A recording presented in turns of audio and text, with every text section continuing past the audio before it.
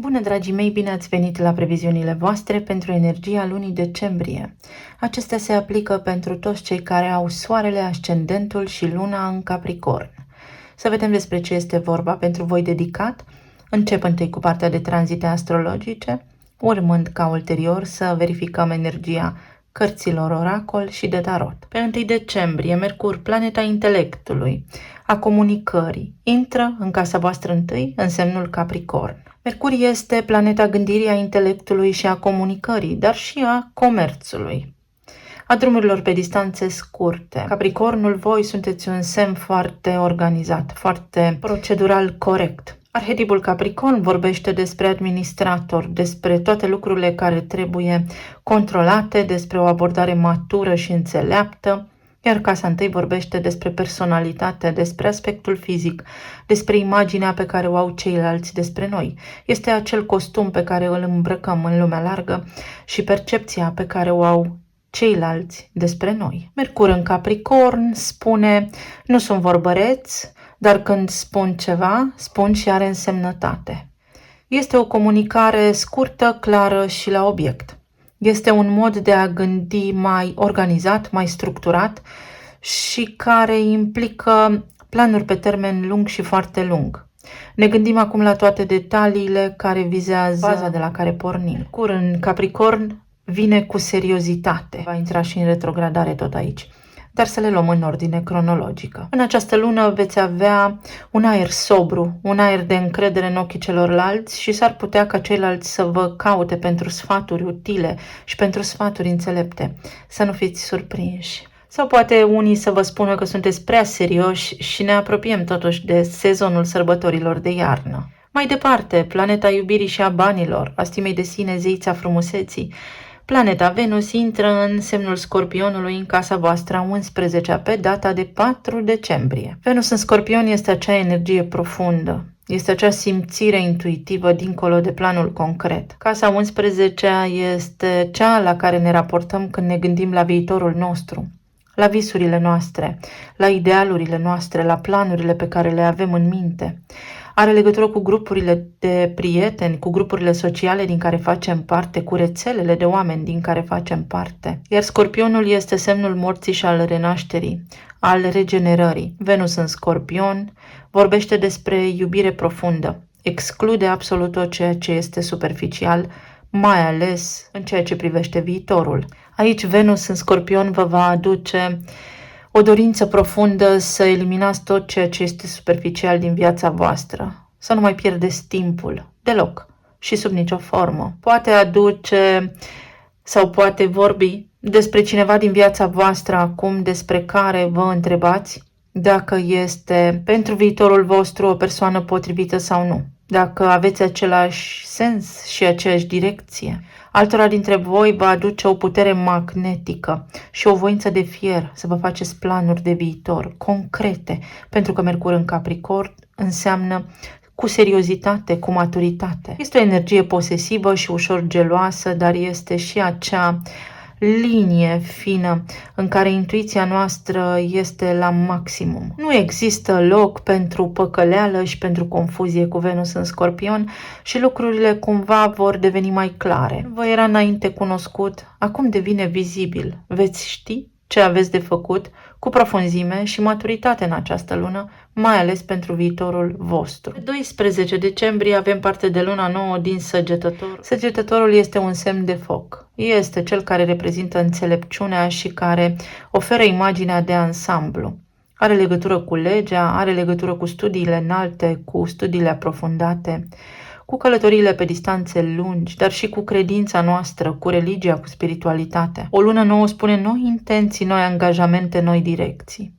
Iar aceasta este de drept casa inconștientului colectiv, casa unde doar voi știți ce planuri aveți, casa unde vă retrageți atunci când aveți nevoie de tihnă și de odihnă pentru a vă regenera. Iar luna nouă spune acum cu vehemență și putere, cu energie de foc, la drum. Pornesc la drum, un nou drum, gata cu trecutul. Înțeleg niște lucruri foarte importante pentru că vorbim despre o casă transcendentală. Mă desprind de lucrurile care sunt superficiale, mai ales care vizează societatea în ziua de astăzi și îmi văd de drumul meu și de calea mea. Acum este momentul să te retragi și să te gândești foarte sincer și foarte matur, profund, la ce îți dorești de la viață. La fix o zi după, pe 13 decembrie, Mercur intră în retrogradare în casa voastră întâi. Cine ești tu în lumea largă? Cine ești tu în lumea în care trăim și cum te văd ceilalți? Mai asculți de gura lumii, spune Mercur în Capricorn în casa întâi. Crezi că ești cel pe care îl descriu ceilalți? Este o perioadă de introspecție, de reevaluare a gândurilor, a ideilor pe care le avem, ancorat în realitate, în societate. Ce vreau să fac? Cum vreau să fiu? Vreau să mă strecor sau vreau să trăiesc din plin? Mercur în Capricorn aici, în casa voastră întâi, s-ar putea să vă aducă idei despre schimbarea aspectului fizic. Să aveți grijă, pentru că în momentul în care iese din retrogradare pot exista mici regrete. Pe de altă parte, vă poate aduce în cale, în viața voastră, oameni din trecutul vostru, cu care să încheiați acum comunicarea care poate a rămas deschisă sau să rostiți acele cuvinte care v-au rămas pe buze. Pe 21 decembrie, soarele vine aici în Capricorn în casa întâi și spune: hai, curaj, asumă-ți cine ești. Ești puternic, ești matur sau este vremea să te maturizezi și ai energie să o faci. Cui nu-i place să-și vadă de drumul său. Tu ești cine ești, dar cine ești tu? Guvernatorul Capricornului, Saturn, este în Pești și a ieșit din retrogradare și acum spune gata cu iluzii. Acum este timpul să ne gândim real la ce facem astăzi, pentru că de astăzi începând trasăm un nou viitor. Dar trebuie să fie lucruri concrete, lucruri care să ne poată susține real. Mai face un pas înapoi în Săgetător, în casa voastră a 12-a, în retrogradare fiind, și spune: te-ai asigurat că nu ți-a scăpat nimic din vedere? Ești sigur de planurile și de ideile pe care le ai? Visezi oare cu ochii deschiși sau te maturizezi acum și punctezi negru pe alb lucrurile pe care ți le dorești? Ești conștient de tine? Ești conștient de cât de valoros ești? Nu te mai raporta la tine, luând în considerare părerile celorlalți, ci găsește-ți tu sufletul, eul autentic. Mercur în Săgetător nu-și face calcule, el trage concluziile finale, dar vine înapoi aici în Săgetător în casa 12-a pentru a elimina ce a mai rămas încă în dezbatere sau în desfășurare. Acea mică idee la care încă mai ezitați sau acea mică idee care încă vă neliniștește. În această lună va putea fi conturată sau eliminată, mai ales în contextul în care pe 26 decembrie vom avea parte de luna plină din Rac, din casa voastră a 7-a. Casa 7 este casa relațiilor, de tot felul, cu prietenii cei mai buni, cu ai noștri clienți, cu partenerii de afaceri, cu justiția, dar și cu partenerul de viață. Iar Racul este semnul familiei, al părinților, al trecutului, al casei, al spațiului locativ. Unii dintre voi puteți vinde în această lună o proprietate sau vă gândiți și nu știți cum. Sau poate ați pus un imobil la vânzare și vă întrebați de ce nu se vinde. Nu se vinde pentru că există un atașament acolo care poate are legătură cu părinții și este moștenire. Asta așa ca un mic exemplu. Pentru alții dintre voi aici poate însemna că ieșiți dintr-o familie, că divorțați sau că treceți la alt nivel în relația voastră. Dacă aveți vreo relație cu cineva și a fost așa, când cum, du-te vino, în această lună poate deveni stabilă și vă puteți muta împreună. Puteți începe să vorbiți despre voi doi ca despre o familie. Pentru alții dintre voi s-ar putea să fiți informați că prietenii voștri se mută sau se îndepărtează din raza voastră de acțiune din vari motive. Pentru alții dintre voi s-ar putea să fie aici o conștientizare care are legătură cu mama și cu nașterea voastră, să vă întoarceți la origine, să vă întoarceți în copilărie, pentru că există aici o deprindere comportamentală sau un tipar relațional pe care voi îl executați sub formă de program subconștient. Și veți avea sprijin pentru că zeița frumuseții Venus se mută pe 29 decembrie în casa 12-a în Săgetător și vine cu mai mult curaj, vine cu mai multă încredere în sine. Sunt sexy și știu asta, este Venus în Săgetător, mai ales pentru cei care au stima de sine scăzută. Este acel fel de frumusețe rebelă. Este acea încredere de care toți avem nevoie și suntem împinși de la spate. Este acel fapt împlinit. Dar Într-o casă care vorbește despre izolare, s-ar putea să fiți timizi sau în această lună Venus în Săgetător să vă scoată pe scena publică, să vă scoată în lume. Este o energie de petrecere, este bucuria vieții pe care voi o puteți acum regăsi, este o iubire secretă pe care poate unii dintre voi o aveți și în sfârșit o faceți publică, sau este o dorință foarte mare de-a voastră pe care o știți doar voi și acum trebuie adusă în planul concret. Venus în Săgetător poate însemna o mare pasiune sau este acel moment din viața voastră în care să vă calculați mai bine riscurile. Pentru că și Mercur în retrogradare aici în Săgetător spune ia în calcul toate detaliile. Le-ai luat? Le-ai luat? Este acea energie jucăușă, pentru că Mercur este un arhetip jucăuș care face precum o ciocănitoare. Ding, ding, ding, ding. În permanență veți avea o voce în cap care va spune hai, ești sigur de asta, ieși în lume, prinde curaj. Eu sper să-l găsiți, să aveți o lună minunată, să vă găsiți dragostea și să vă ajute la dezvoltarea voastră personală. Să vedem acum ce ne spune și energia cărților oracol pentru Capricorn în luna decembrie.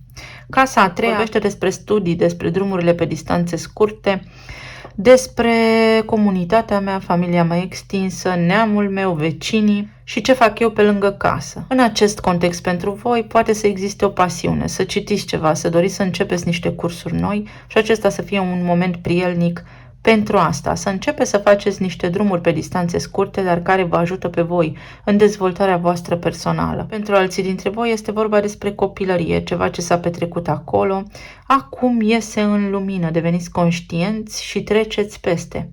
Iar pentru alții dintre voi comunicarea cu neamul, cu familia extinsă va fi de mare importanță în această lună, inclusiv cu prietenii, cu locul în care voi stați, cartierul, comunitatea.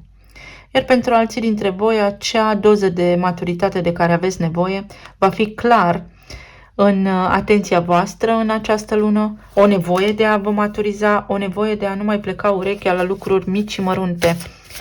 Amintiți-vă că la început de lună Venus este în Scorpion, nu mai pierd timpul cu lucruri inutile și superficiale.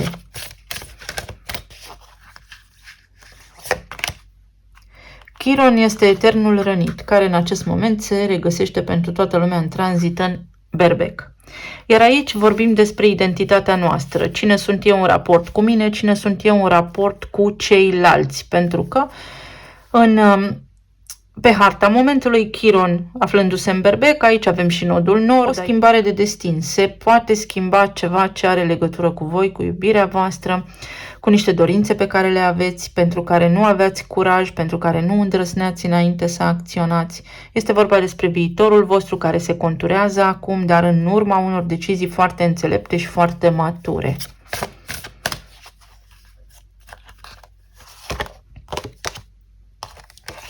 Și aici avem Gemeni sau din nou planeta Mercur, vedeți, care are legătură cu acest nivel de studiu, cu comunicarea, cu acea comunicare pe care o așteptați pentru a încheia în sfârșit ceva ce are legătură cu casa relațiilor voastre. Poate fi un divorț pentru unii dintre voi, poate fi vorba despre copiii voștri sau poate fi vorba despre modalitatea în care gândiți. În acest moment să vindecați modalitatea în care gândiți, să vă vindecați tiparele transgeneraționale, să înțelegeți tiparele transgeneraționale și să vă vindecați rănile pe care le aveți acolo încă din fragedă pruncie, iar pentru alții dintre voi idei de afaceri, ceva ce se poate extinde acum. Porniți la niște drumuri care au legătură cu dezvoltarea voastră, pentru unii dintre voi poate fi cu sportul, pentru că aici Chiron este în Berbec și Berbecul este atletul.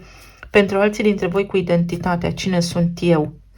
Să înțelegeți în această lună cât de important sunteți și ce aveți de făcut cu viețile voastre, pentru că este o lună care vorbește pentru voi foarte mult despre viitor.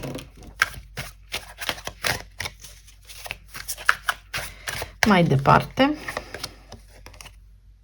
avem uneltele. Ce interesant! Practicalitate, abilități, să faci ceea ce trebuie făcut, dar într-o formă concretă și palpabilă, să te organizezi mai bine, să ceri ajutorul în cazul în care ai nevoie, să faci lucruri, pur și simplu. Casa întâi din Capricorn. Este o lună în care ieșiți din visare, este o lună în care spuneți gata, trag linie și de acum apuc de lucru. Nu mai amân, nu mai ezit, nu mai visez. Este o lună în care să fac ceea ce îmi doresc, dar într-o formă foarte practică. Și copiii sau copilul. Aici avem de-a face cu o energie ușor încăpățânată, vorbim despre arhetipurile Taur, Leu, Scorpion și Vărsător. Poate aveți legătură cu cineva din aceste semne cu care aveți, să spunem, mici conflicte. Pentru alții dintre voi este vorba despre faptul că trebuie să învățați să trăiți sau să vă redobândiți bucuria de a trăi, să vă reîntoarceți la suflet și la lucrurile frumoase pe care le are viața de oferit. Alții dintre voi vă puteți schimba cercul de prieteni, puteți cunoaște oameni noi alături de care să vă distrați, să vă simțiți bine. Este totuși o lună de sărbătoare. Iar pentru alții dintre voi poate apărea în viața voastră o persoană nouă care să pară așa puțin imatură, care să fie complet în opoziție cu felul vostru de a fi, dar care să vă reamintească ce înseamnă iubirea și bucuria de a trăi.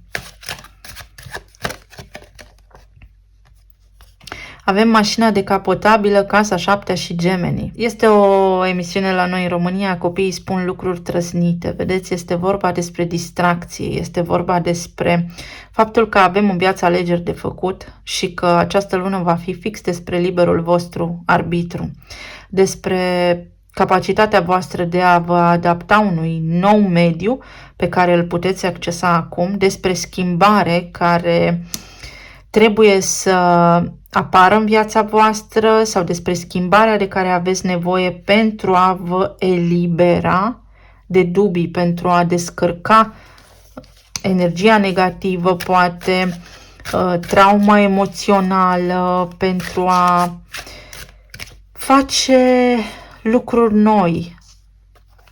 Alții dintre voi aici puteți avea parte de o informare a copilului vostru care vrea să se maturizeze, să se mute de acasă. Și mai departe avem repairman, meșterul. Reparăm ceva, ajustăm ceva la nivel de rutină, la nivel de relație cu mâncarea unii dintre voi, la nivel de relație cu somnul alții dintre voi. Este o resetare, exact cum am menționat înainte. Trebuie să facem niște ajustări și să ne recuperăm bucuria de a trăi. Lucrurile se vor repara, dar nu de la sine, ci prin intenția voastră și prin modul foarte pragmatic în care voi veți acționa în această lună. Este o lună de restaurare energetică, dar și emoțională și concretă. Să vedem, pentru Capricorn, decembrie, ce aduce luna la nivel de relație, plan material, plan emoțional.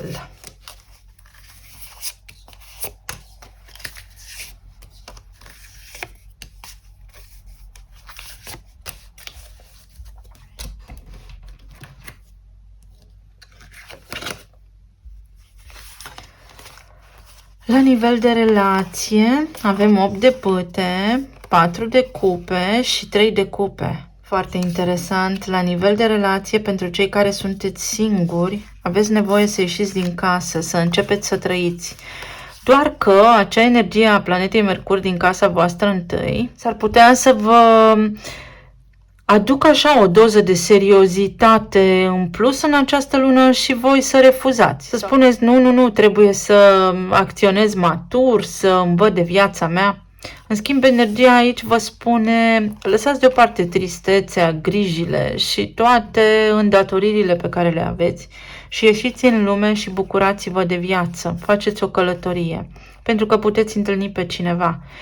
Pare că aici cineva care este la o mică, scurtă distanță de voi vă place și vă place foarte mult și pare că vă simțiți bine cu această persoană. O singură atenționare aici, să aveți grijă ca persoana aceasta să nu fie genul de persoană căreia îi place foarte mult viața și să trăiască și cam atât. Pentru cei care sunteți în relații deja stabile, comunicarea. Poate ați avut provocări, ați avut perioade în care nu v-ați înțeles bine cu partenerii voștri. Se reinstaurează, bucuria la voi în relație, dacă cumva nu puteți face niște drumuri, sau dacă în familia voastră, în relația voastră, există o idee de imobilizare sau de lipsă de mobilitate, să spunem, în această lună vă veți simți mai flexibili, mai bucuroși, mai liberi să vă bucurați de viață, mai liberi să faceți drumurile pe care vi le doriți. Veți avea o stare de spirit mai bună, vi se schimbă starea de spirit interioară, să știți. Pentru cei care sunteți în perioadele de separare, aici pare că cineva refuză să vorbească cu voi. Dar energia spune că acesta este un lucru foarte bun. Știți vorba aceea, tot răul spre bine? Cam așa este aici pentru voi. Iar pentru alții dintre voi s-ar putea ca cineva care înainte refuza să stea de vorbă cu voi, să aibă o discuție, o conversație în această lună să vă surprindă și să vă bucure acel eveniment.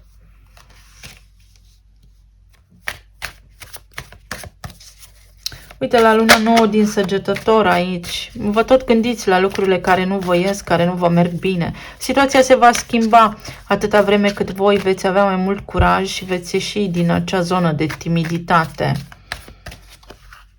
Veți acționa cu înțelepciune și asta este cel mai important. Ia uite, 2 de cupe peste 4 de cupe. O nouă iubire pentru cei singuri. O nouă iubire. Puteți intra în relație cu cineva alături de care să vă bucurați. Este o acțiune, să știți, subită. Este o idee care vă vine așa peste noapte și apoi tocmai de aceea va intra Mercur în retrogradare înapoi în Săgetător, în casa voastră a 12-a și să spună, ești sigur? Sigur, sigur? Și apoi vine și Venus aici în casa a 12-a și spune, dacă ție îți place, atunci hai să vedem ce iese, dar cu toate astea trebuie să fii matur și responsabil. Da, o iubire matură și responsabilă poate apărea aici pentru voi, pentru cei care sunteți în relații deja stabile. Se restaurează bucuria de a trăi, comunicarea, vă împăcați cu partenerii voștri dacă aveați mici dispute. Pentru cei care sunteți în perioada de separare, vă poate surprinde cineva. Pentru unii dintre voi, nu pentru toată lumea, se poate repara această rană, se poate remedia comunicarea, puteți primi acele vești care să vă elibereze pe voi la nivel emoțional, odată și pentru totdeauna. Vă puteți împăca, iar pentru alții dintre voi să știți surpriză. În timp ce voi iubiți pe cineva, altcineva vă iubește pe voi și în această lună puteți să aflați. Pentru că aveți un admirator secret. Aici avem 4 de monede. 4 de monede este acea energie fixă a rutinei. Deși numărul 4 reprezintă casa și spațiul locativ, fac ce fac, mă întorc acasă, fac ce fac, mă întorc acasă. Adică singurul lucru pe care îl fac este să mă trezesc dimineața, mă duc la serviciu, apoi mă întorc acasă și bucuria unde-i. Ei, în această lună veți ieși mai mult din casă, veți schimba ceva în tiparul vostru, în felul vostru de a fi, în rutina voastră inclusiv. Pentru alții dintre voi, dacă cineva vă datora ceva, în această lună respectiva persoană în sfârșit se mișcă din loc, în sfârșit vorbește și comunică. Și aici avem regele de cupe. Pentru cei care sunteți singuri, o iubire nouă pe cineva nou în viața voastră, cineva complet nou. Vă puteți cunoaște la o petrecere, vă puteți cunoaște timid așa, atunci când intră Venus în Scorpion în casa 11-a.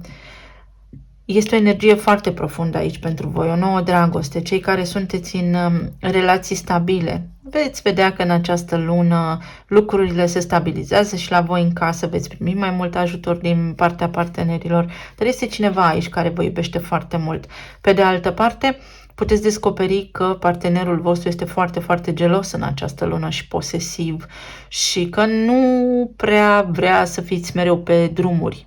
S-ar putea unii dintre voi tocmai de aceea să aveți luna plină acolo în casa a 7-a și să spuneți, m-am săturat de cât de gelos și posesiv ești, și atunci să încheiați un fel de relație cu cineva, o relație cu cineva, cu un prieten bun, cu partenerul vostru de viață, să doriți să vă despărțiți și acest lucru este posibil, dar parcă nu vă lasă inima, uite pe unii dintre voi. Iar pentru cei care sunteți separați, da, există aici unii dintre voi anume care vă puteți împăca cu persoana voastră dragă, iar pentru alții dintre voi poate apărea cineva nou în viața voastră, dar cineva nou ca idee de relație de iubire, pentru că din ce văd eu aici este cineva pe care voi deja îl știți. Facem casă bună împreună? Ia să vedem. Da, facem casă bună împreună. Este o lună în care puteți cunoaște pe cineva nou, în care vă puteți împăca cu oamenii cu care ați fost într-o relație și este o lună în care căsătoria voastră, relația voastră stabilă va deveni mai puternică. Este o energie nouă aici, să știți. Vă vin idei noi în legătură cu relațiile voastre și apare cineva.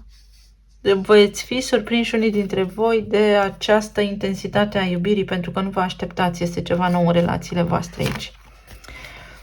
Pentru zona aceasta materială avem 6 de monede, cavalerul de monede și regele de bâte. Antreprenoriat pentru unii dintre voi și în sfârșit vă hotărâți cu prilejul lunii pline din Rac, din casa a 7-a, prin influența planetei Venus din Scorpion din casa 11-a, adică dacă nu am curaj acum, când? Este acum ori niciodată.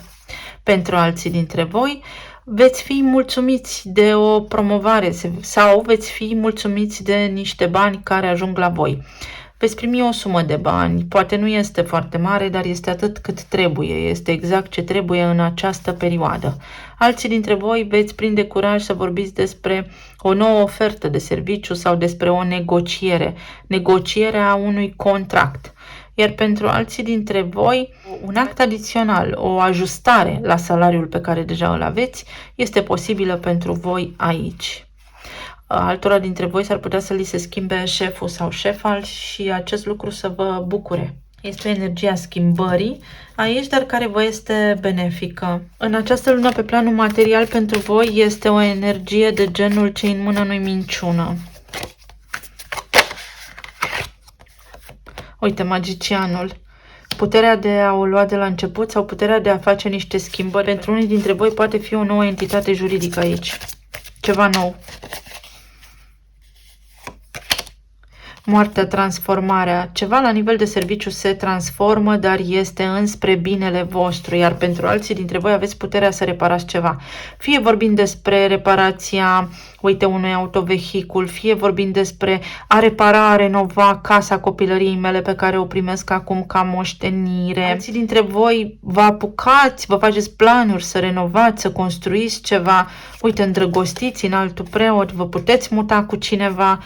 Este o lună foarte bună la nivel material, de schimbare și de trasat noi intenții pe foaie, pentru că și atunci când se produce luna nouă în Săgetător, vă spune îndrăznește să visezi, dar măreți. Să vedem mai departe. Avem ziua de salariu, ziua în care primim ceea ce dorim, ziua de plată. Veți avea o alegere de făcut, unii dintre voi vă puteți extinde pentru venituri în plus. O situație se transformă, o situație se repară. Niște bani din trecut vin către voi. Aveți un rezultat. Să știți că Săgetătorul înseamnă și lege și cu Săgetătorul în casa 12-a, ceva ce nu a fost vizibil pentru voi sau ceva la care nu ați avut înainte acces, intră în posesia voastră. La nivel de plan emoțional avem 10 de spade, gata cu supărarea, regele de cupe și avem și un 8 de cupe. Vă îndepărtați de confuzie, de durere, ieșiți dintr-o relație, unii dintre voi vă îndepărtați de niște prieteni, de niște oameni care sunt neserioși și superficiali, pentru a vă îndrepta către alt grup de oameni sau către alt tip de oameni care sunt profunzi și de la care să aveți de învățat.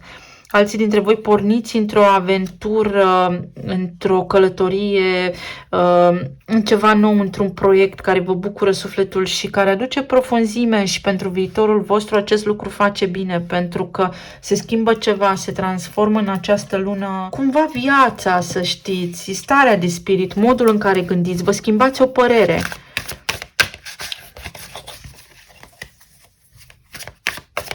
Iar alții dintre voi vă îndepărtați de o persoană foarte geloasă și foarte invidioasă. Asul de bâte și 2 de bâte. Uite, vă vine o idee și apoi veți face niște planuri și este un moment foarte bun să faceți planurile, dar în energia Săgetătorului, în secret.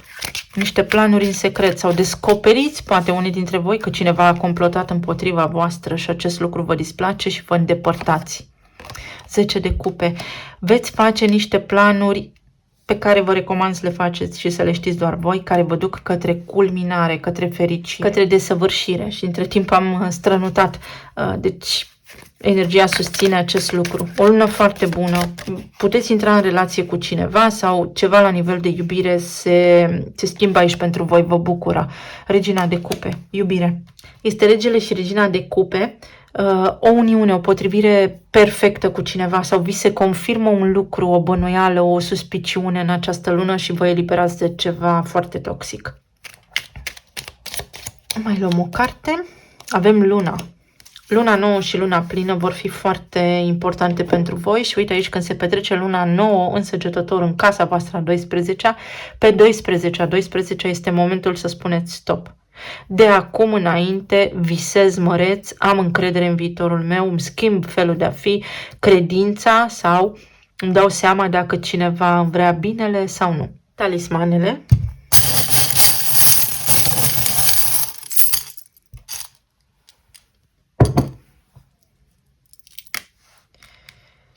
O situație care devine flexibilă pentru voi. Uite, un act de siguranță. Veți fi în siguranță. Dacă aveți niște planuri acum, sunteți în siguranță. Din punct de vedere legal sau veți ști ce aveți de făcut de acum înainte. Niște vești care vă spun, ok, sunt în siguranță de acum înainte.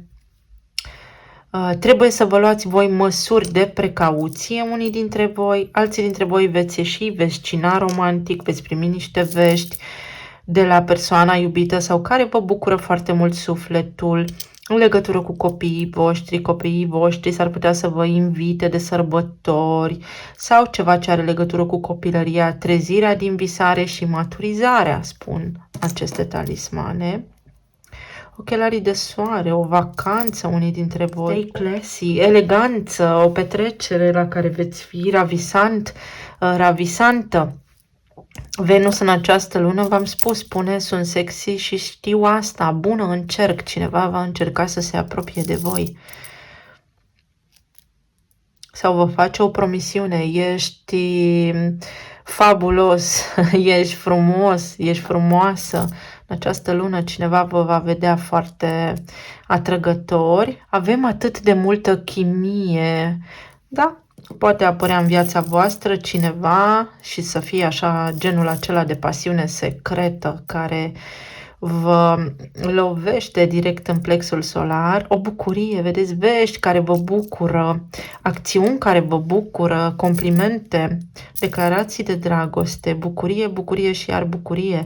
La nivel de sănătate trebuie să schimbați ceva, să reparați ceva, o inițială AV, o călătorie, o croazieră sau capitanul. Capul tău, Mercur în Capricorn îți spune acum ce să faci.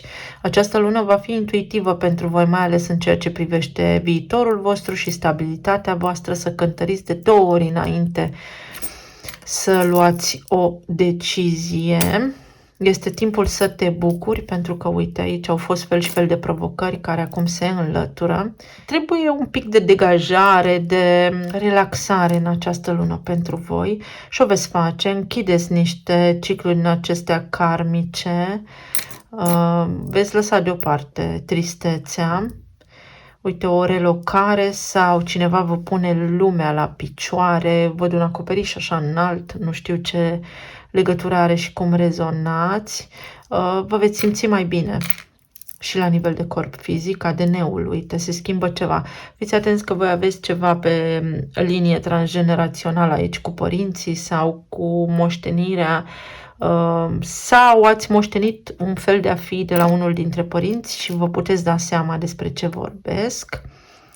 2 inițiale T și inițiala D, vedeți o confirmare că cineva vă împărtășește sentimentele sau gândurile sau că intrați în grupuri de oameni potrivite pentru voi cu care rezonați.